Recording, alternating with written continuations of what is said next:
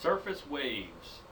The way we will describe this will be the exact same way that we describe waveguides. In fact, it's analyzed the same way. It arises due to very similar mechanisms, and in my mind really should be taught at the same time as guided waves.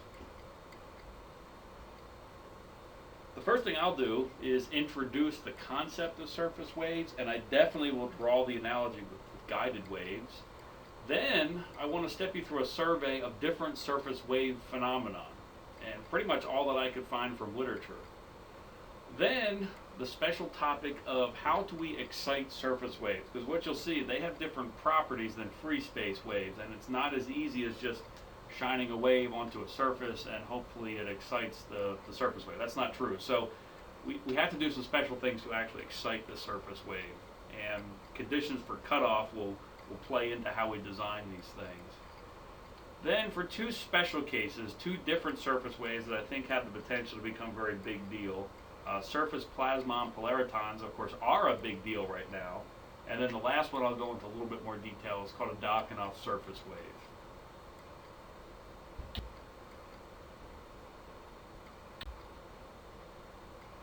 First, I want to define what is an infinite half space, because at an interface we're surrounded by two infinite half spaces when we're talking about surface waves. So we have some kind of interface between two different materials. However, this top material, the superstrate, we will say, at least mathematically, we'll make the approximation that it goes off to infinity going upward. And so that's an infinite half space. It's only infinite on half of its side. Here it's not infinite, it stops, and we enter another material, which then goes off to infinity working down. So this would be our substrate, and is also an infinite half space. Again, they're called the half space because they're all cut in half. They're not infinite in both directions. There's an interface here. So since both of these materials go off to infinity, there can't be anything out here that is contributing to some kind of wave being stuck at this interface.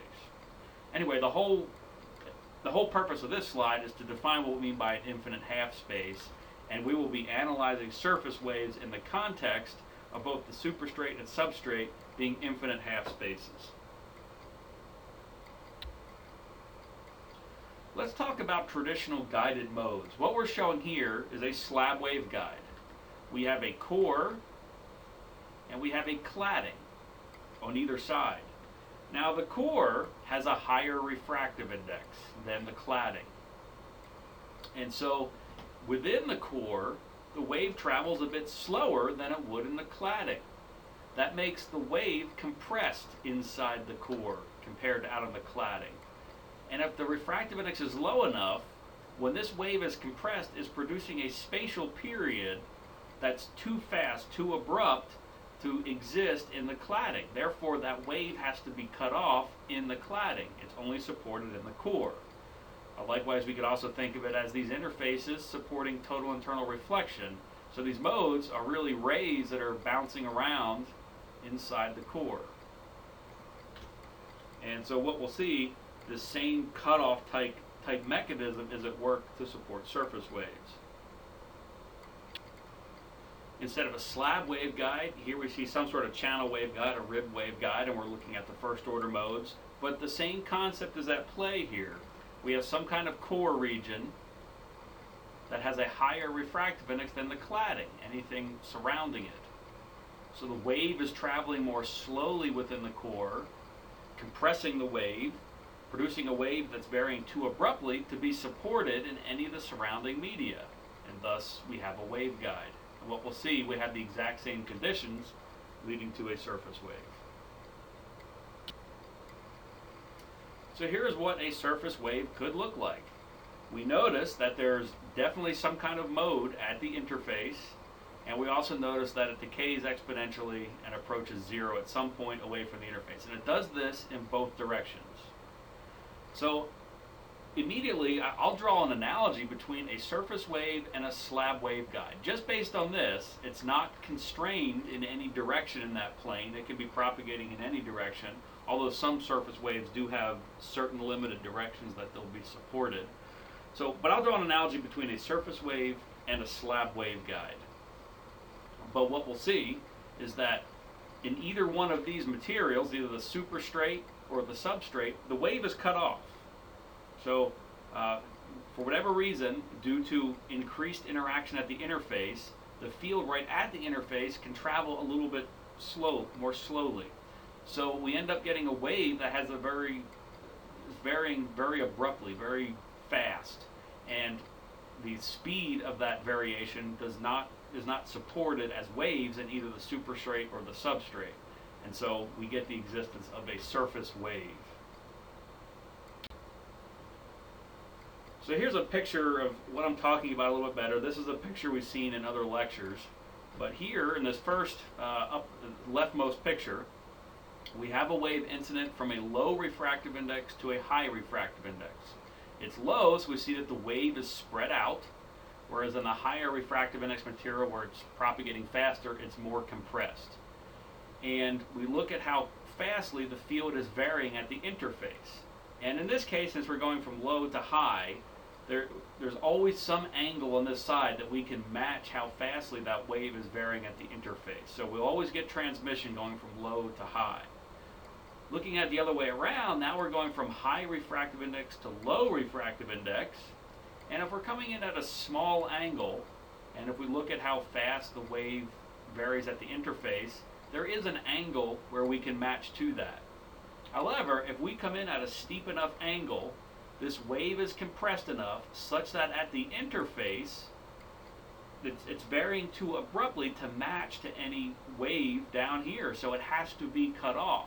And evidently it has this evanescent tail, so we do get some penetration into the second interface, but the point is it's varying too abruptly, too quickly at this interface to be supported as a guided wave down in this low refractive index material. So we have these same sort of mechanisms at work, however, we're talking about a surface wave now. So here's my cartoonish picture of this. We have some surface wave, and due to increased interaction at the interface, the wave right at the interface travels a little bit slowly, and in fact, because of this slower propagation, it can vary rapidly at the interface and support a wave. However, if we go off into these infinite half spaces, that field variation is too abrupt to be supported either in the superstrate or the substrate, and they end up being cut off. So when this happens, we get this mode supported right at the interface that we call a surface wave. And there's nothing happening out here because these are infinite half spaces. There's nothing happening out there that is contributing to this being supported at the interface. It's just that the wave, for whatever reason, slows down at the interface due to increased interaction, produces a field that varies too abruptly to be supported as propagating waves in either the superstrate or the substrate. And it's cut off, and we get a surface wave. The next section here is just to step you through a survey of various surface wave phenomena. Here's a list of all the different surface wave phenomenon that we'll talk about in this lecture. One slide each, so not an incredible amount of detail, but enough that you'll understand what they are and some references to go off and read more about them. Zenneck surface waves, sometimes called Sommerfeld-Zenneck surface waves. Resonant surface waves. Surface waves at the interface between two materials that are chiral in nature. Surface waves at the interface where the material on at least one of the sides is gyrotropic. Another thing where the materials on either side of the interface are nonlinear. A very famous one right now, very active area of research in optics right now, the surface Plasmon-Polariton. We can think of those a little bit as circuit theory for light. Then another one, Dyakonov surface waves, which happens at the interface of two materials where at least one is anisotropic. There's a little bit more conditions from that. And then a last one called optical Tamm states, which happens at the interface of essentially two Bragg gratings where the band gaps overlap but they have different periods.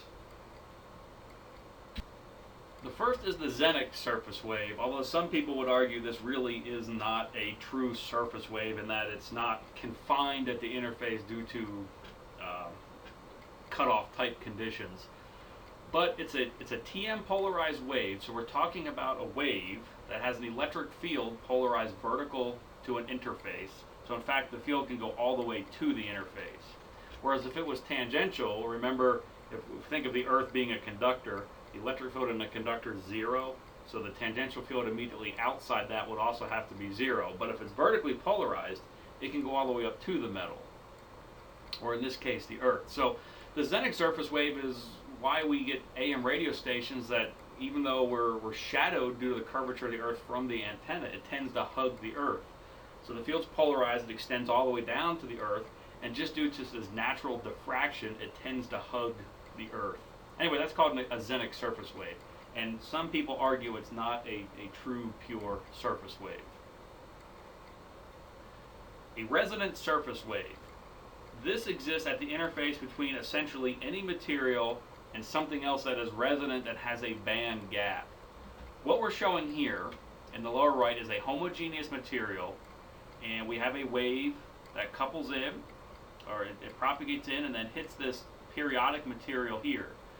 Once it hits this interface and couples into the periodic material, it has a band gap, so the wave won't propagate into the band gap material. However, it is resonant, and suddenly there's increased interaction here, and we produce a surface variation that's too abrupt to be supported as a free space wave here. And in fact, we get this surface wave that's guided because it's cut off then in the homogeneous material, and there's also a band gap in the periodic material. We also have surface waves at the interface between two materials, where the materials on either side are chiral in some way. So here I'm showing metal springs or whatever to represent the chiralness, but at optical frequencies, maybe we would do something more like this that we could make with lithography. Essentially anything that has a chiral property and we have some kind of discontinuity, under certain conditions, we can support a surface wave. Our next surface wave is something at the interface of a material that is gyrotropic and something else that has a negative phase velocity. Some very interesting things happen there. But a gyrotropic media is one where the properties are modified by an external magnetic or even an electric field. So at this interface, there's some really interesting things that happen. We get non-reciprocal propagation, meaning the way the wave behaves going one direction is not the same as a wave going back in the other direction.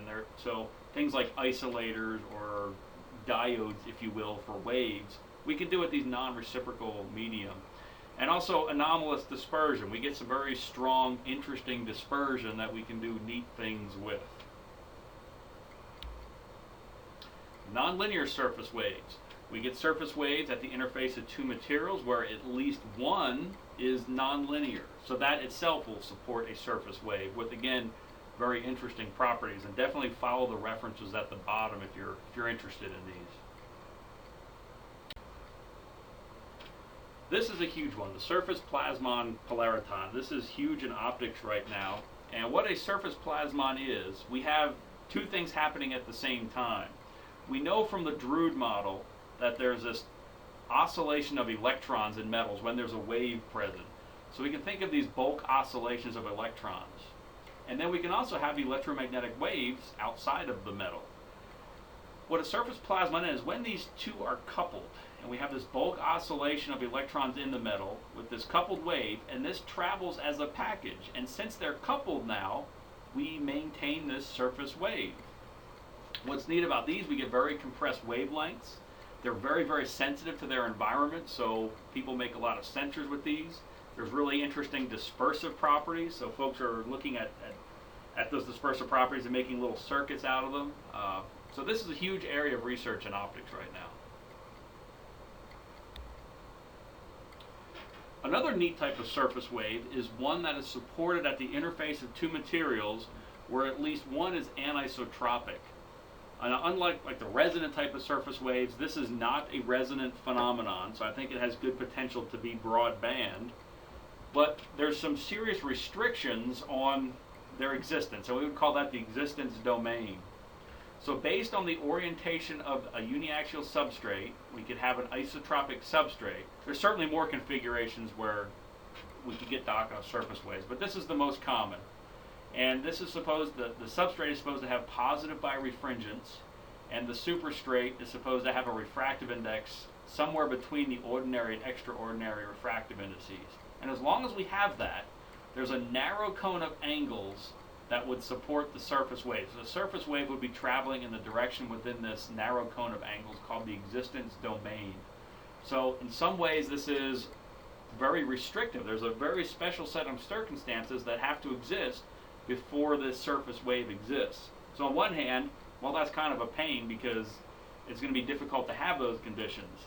On another hand, maybe we can use that to do interesting things like sensors or something else. And then the last one in this survey is the optical Tamm states. And essentially what we have is an interface, and on either side are Bragg gratings. But the periods of the Bragg gratings are different. However, their band gaps still overlap. And in that case, we get this rather complex looking mode that is confined at the surface. And that's called a Tamm state, because there's also very well known electron Tamm states in real crystals. And here's the equivalent, so these are called optical Tamm states. So in the paper I'm referencing at the bottom, they propose it as maybe an alternative Dyakonov surface waves, because one of the properties of these is that they will exist in any direction along that interface, whereas the Dyakonov surface waves are restricted to just one direction. The other thing I'll point out about the Tamm states is that they're very sensitive to the ordering of the high-low refractive indices at the interface. Notice we have a high refractive index here and immediately to a low refractive index here. So if we went from the high refractive index on the left to the high refractive index on the right, that plays games with this surface wave, and so it's very sensitive to that. So that concludes the survey of different surface wave phenomenon. We really can draw a cartoon that could represent all of the surface waves. So in a way, this new section, Excitation of Surface Waves, we can use these techniques really to excite just about any of those surface waves. I want to recall one thing that'll crop up over the next few slides, and this is what happens to the field at an interface where there's a critical angle. So we have on the top a high refractive index and on the bottom a low refractive index, and we've designed this to have a critical angle right at 45 degrees. So when our angle of incidence is less than 45 degrees, we get propagation. However, that wave is traveling almost parallel to the interface. Still pretty close to the critical angle, but just above it, now we have total internal reflection. However, we have this huge evanescent field down here. But the rate at which the field is varying here is too abrupt to be supported down here. However, since we're near cutoff, we have these huge evanescent fields that extend very, very far down. We're going to be using this concept actually to excite surface waves in the following slides. We go to larger angles, the evanescent field gets even smaller, more confined. So for exciting surface type waves, we tend to like to stick near the cutoff condition, so we have these large evanescent fields. Let's remind us again of our cartoon picture of a surface wave. We have the mode is confined to the interface in some way. Some surface wave phenomena may put the majority energy on one side or the other, but they're essentially confined to this interface, and due to some kind of enhanced interaction with the material, the wave slows down at the interface, producing a spatial frequency, if you will, that's very abrupt, and it's too abrupt to support any kind of propagating wave in either the superstrate or the substrate, so it's cut off and it decays exponentially. And we get a mode right at the interface that I'll draw an analogy with a slab waveguide.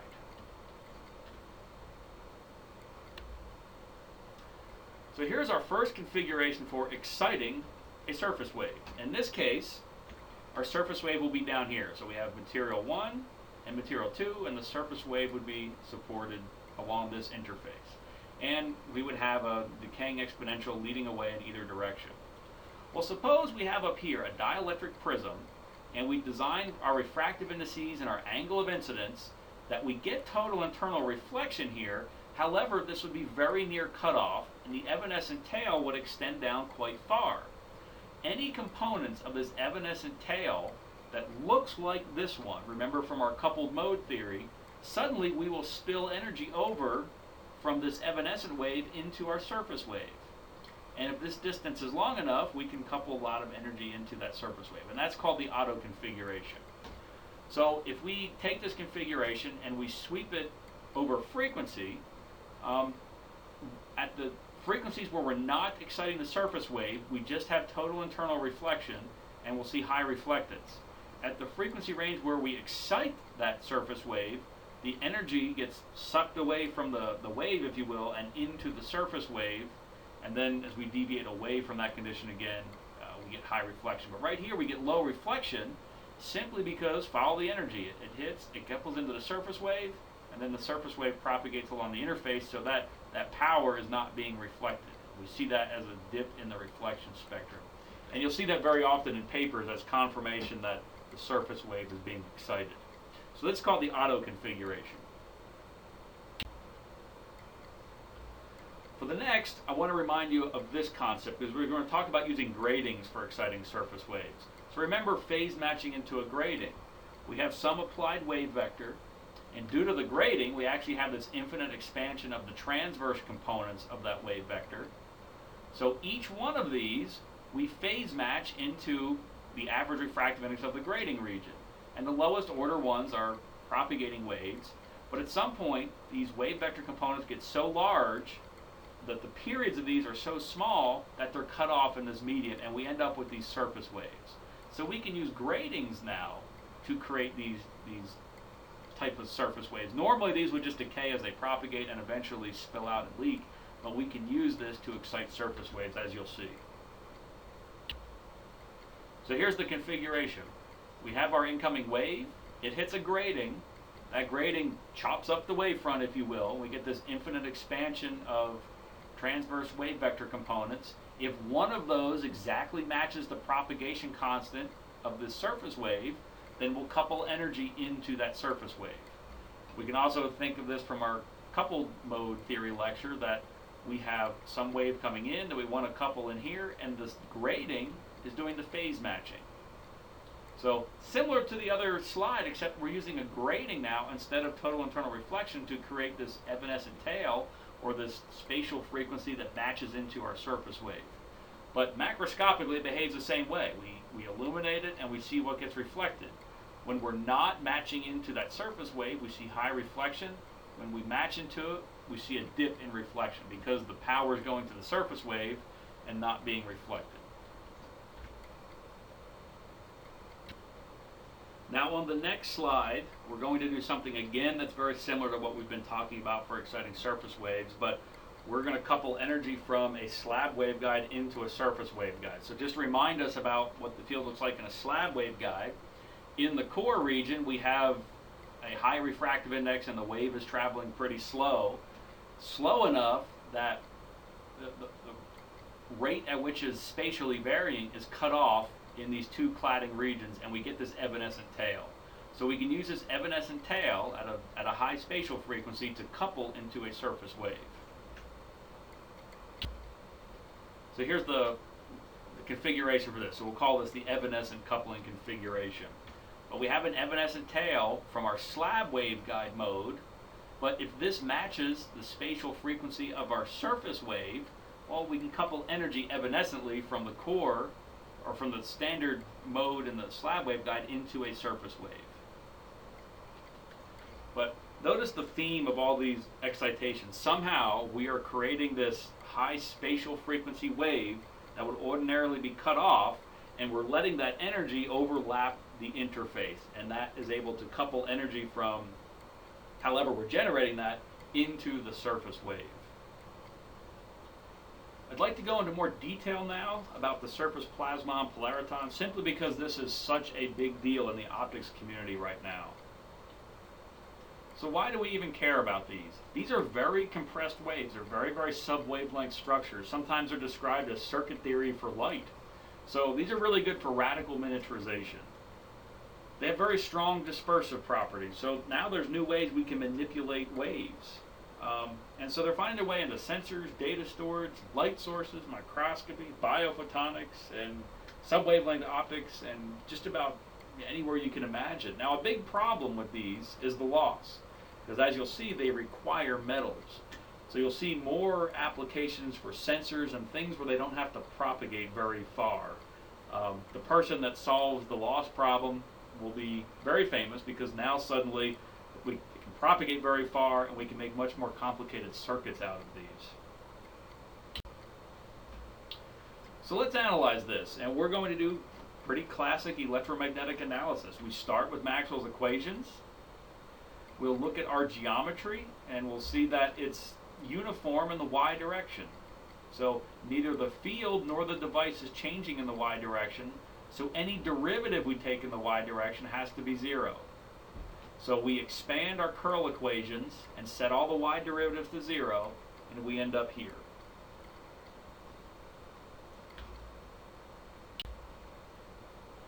Next, it turns out only the H mode exists, and let's think about why that is.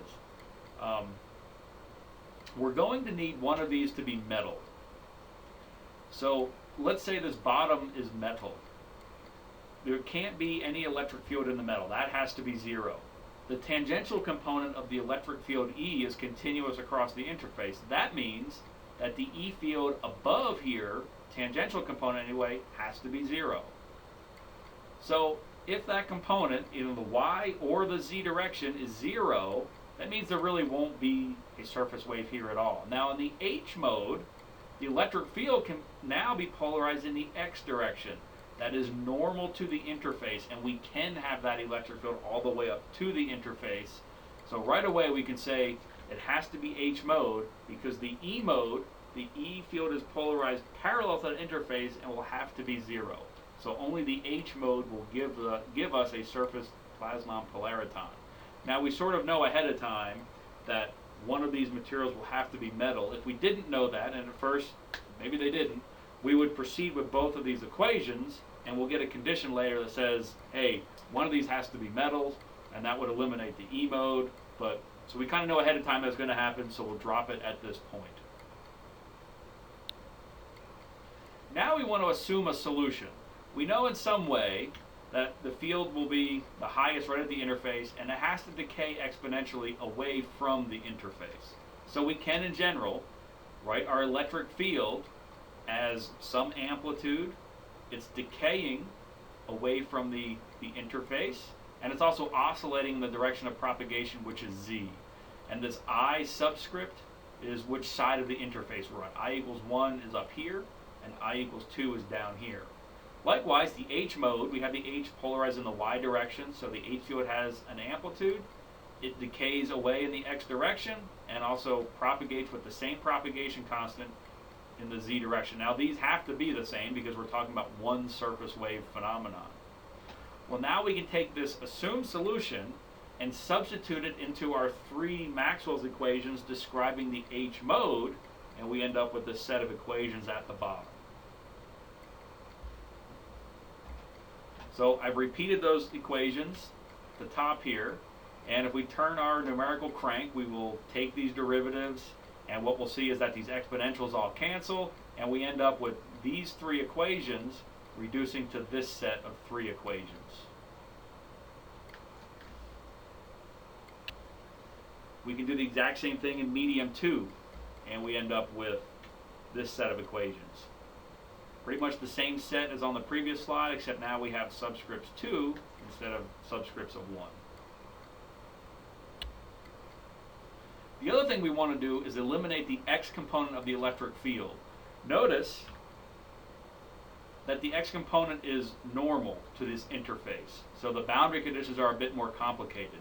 We're not setting it to 0, we're just substituting that x component into the other 2 equations, and we end up here for medium 1, and we end up down here for medium 2.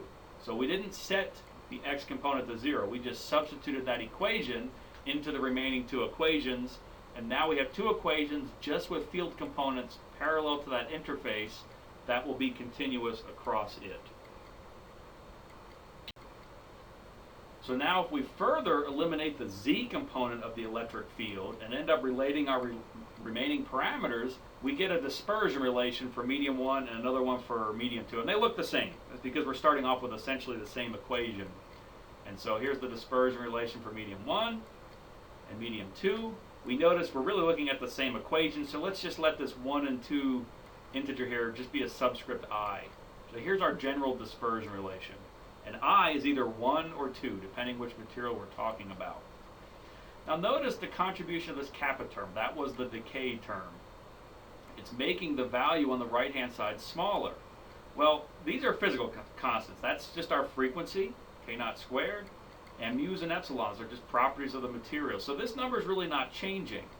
So if we're making this number on the right-hand side smaller because we're subtracting this kappa squared, that must mean the propagation constant of the plasmon is getting bigger. So we do have these large propagation constants corresponding to small spatial frequencies. Let's write our boundary conditions. We have, for the electric field, we set our z components equal. We substitute in our expressions for the z component, and we turn our crank, and we end up with this equation. Likewise, our magnetic fields, we set the y components equal, substitute in our expressions for the y component, turn our number crank, and we end up with a slightly different looking equation. The terms are reciprocated, but we can essentially see that these really are the same equation. And we call this the existence condition. If those equations are not satisfied, then the surface plasmon does not exist. So it relates those decay terms to the dielectric constants on either side of the interface.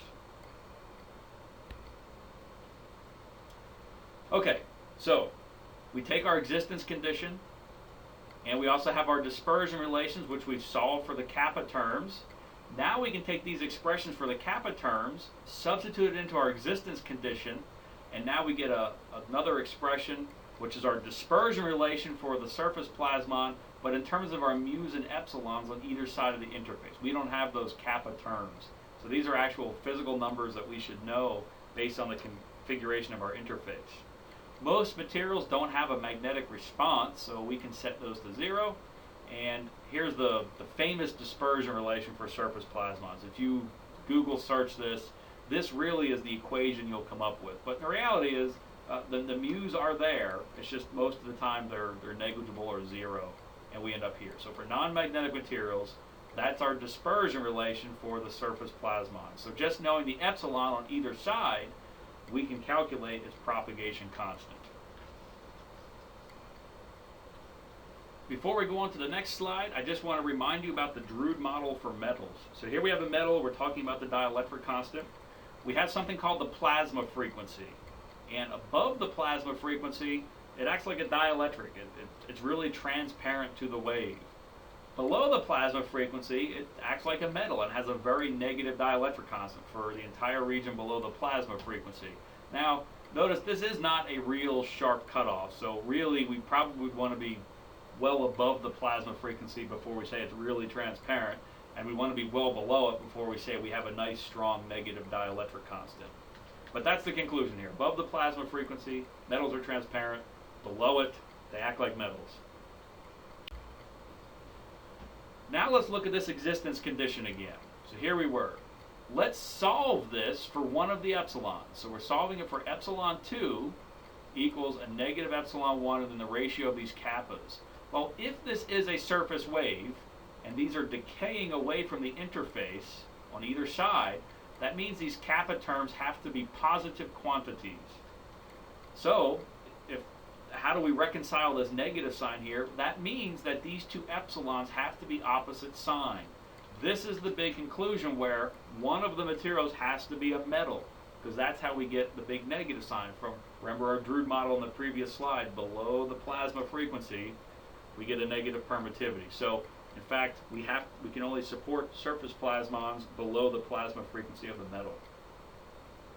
And had we proceeded with the E-mode equations, it wouldn't be until this step that we realize, hey, we need opposite signs. It would be for the permeability in that case, and that's much more difficult. Maybe not impossible using metamaterials, but here we can do it with the H mode. We can just use a metal for one of them, and we get these surface plasmons. Now, if we assume a very small damping factor, that's the loss term from the Lorentz model. If we assume that's very small, in fact, the Drude model reduces to this. Now, if we substitute this epsilon 2 into our dispersion relation for the surface plasma, we get a modified dispersion relation. And now we have a term that we're defining as the surface plasma frequency. And it's a function of the actual plasma frequency. It's just divided by the square root of 1 plus the dielectric constant. But now we have a surface plasma frequency, which is in some ways analogous to the regular plasma frequency. Remember, the regular plasma frequency, above that, metals are transparent, don't look like metals. Below it, they look like metals. So here, we can only get surface plasmas for frequencies below the surface plasma frequency. Above that, doesn't work anymore. So it's analogous in many ways to this plasma frequency. We call that the surface plasma frequency. Let's look at this graphically, and there's a lot of information here. So first, we plot the surface plasma frequency, this dashed green line going horizontal. The next thing we'll do is we'll look at the light line. And here's our light line. So essentially, just regular waves exist to the left of this line. And to the right, they're cut off. So right away, since we're talking about a surface wave phenomenon and cut off things, we know we have to be on the right of this light line. We also know we can't have surface plasmons above the plasma frequency. So no SPPs up here. Then if we plot the dispersion relation of the surface plasmon, we get this red line. So right away, no surface plasmons to the left of this blue line, no surface plasmons to the top of this green dashed line, and none out here. So it's this red region that I'm outlining here where we actually get surface Plasmon-Polaritons. We'll also notice that in the long wavelength limit, the light line and the surface plasmon line are essentially the same thing, and right around here, our surface plasmons are very photon-like. It's not until they deviate away from the light line that we start getting crazy dispersive properties and stuff like that. So it's in this shaded red region out here where we have our surface plasmons. So how do we excite our surface plasmons? Well, we go back to previous in this lecture and we borrow from that. Well, there's the famous Otto configuration where we have a wave coming in, it excites this evanescent field that's cut off in material 1, and the spatial frequency of that matches exactly that of the surface plasmon, and we can excite that. There's also the Kreitzmann configuration. Remember, we have a metal and dielectric. We can equivalently bounce light off of the metal and create a little evanescent tail. Now, clearly the metal layer would have to be thin enough that it can excite this surface wave. We have our grating coupler configuration. That can also be used to excite the surface plasmons. And just like we talked about before, this grating creates an infinite expansion in the transverse wave vectors, and as long as one of those matches exactly the propagation constant of the surface mode, we can excite it through a grating. Here's a neat picture of we can make plasmonic waveguides, a thin little strip of metal. It will support a surface wave, but it also acts like a channel waveguide and is confined along the wire. And so we can make circuits. And here's some pictures, some pretty neat pictures, I think, of a ring resonator, a plasmonic ring resonator. In addition to being a surface plasmon, we can vary the material properties along the plasmon and actually now create band gap structures for surface plasmons. So we're combining multiple concepts now, the concept of a band gap and a surface plasmon. On to the last type of surface wave that I want to talk about because I think it's an interesting one, the Dyakonov surface wave. So what is a Dyakonov surface wave? It is a surface wave supported at the interface between two different materials where at least one of those is anisotropic. And there's more conditions than that, but we have to get buried into the math to really understand those. But by far the most heavily studied is where the substrate has uniaxial anisotropy with positive birefringence, meaning the extraordinary refractive index is higher than the ordinary.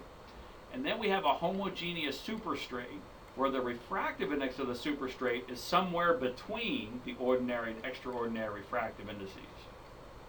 So here I'm plotting all the field components associated with a Dyakonov surface wave propagating from left to right. A neat thing about these is that they are non-resonant.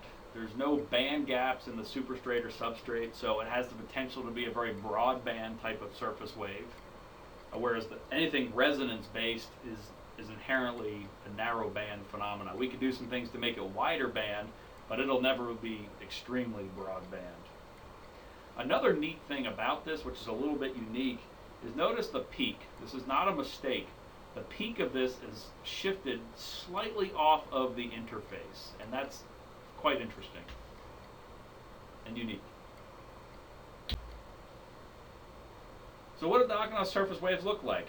I'm plotting as they're propagating what the different field components look like. And this is pretty similar for all surface waves. Particularly the Y mode is pretty close to what all surface waves would look like as they're propagating. But we can also plot the X and Z components of the electric field. And we can see this. We can see that Z is primarily existing in the superstrate. The X component is primarily in the substrate.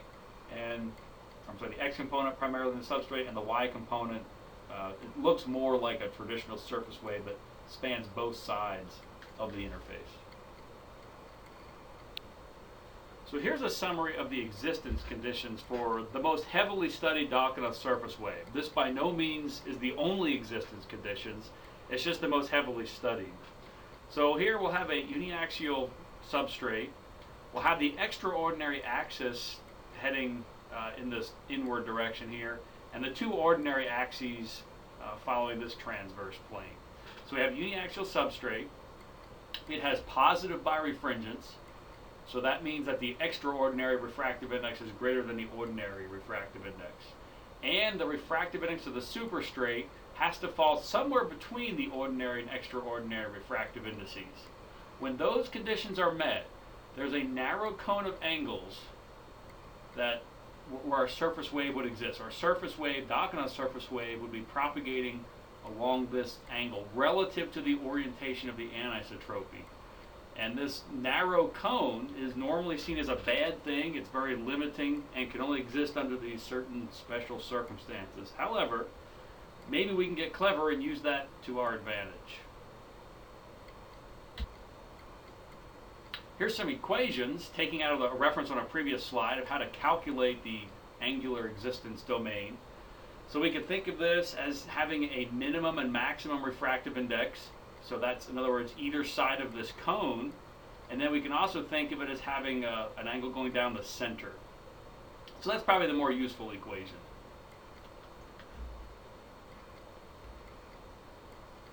So how could we do this in practice? Well, nature only gives us so many materials that are anisotropic, and probably for widening that existence domain, we would want very strong anisotropy. Well, we could use our anisotropic metamaterials. So here's one where we would have a uniaxial substrate where we'd have the extraordinary axis running this way, and then the two ordinary axes are in these other two planes. Now, looking at this, we already know we could get stronger anisotropy by inverting that.